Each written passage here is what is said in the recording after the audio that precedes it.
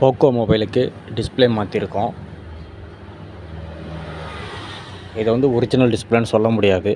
ஏன்னா ஒரிஜினல் டிஸ்பிளேலாம் மார்க்கெட்டில் கிடைக்கிறதில்ல. அது ஷோரூமில் மட்டும்தான் கிடைக்கும். இது first quality display. First quality display கண்டிப்பாக அந்த ஒரிஜினல் ஈக்குவாலிட்டியே இருக்கும் 90%. ஸோ அதனால் இவ்வளோ ரப்பர் மேட் எதுக்கு போட்டிருக்கோன்னா, கொஞ்சம் கூட தூக்கிட்டு இருக்கக்கூடாது. ஏன்னா டெலிவரி பண்ணி ஒரு ஃப்ரேம் சரியாக க்ளீன் பண்ணாமல், இல்லை பேஸ்ட்டு சரியாக போடாமல் கொடுத்தோம்னா 1 மந்த்லேயோ இல்லை 10 டேஸ்லேயோ அந்த டிஸ்பிளேலேருந்து ஃப்ரேம்லேருந்து டிஸ்பிளே ரிமூவ் ஆகும்.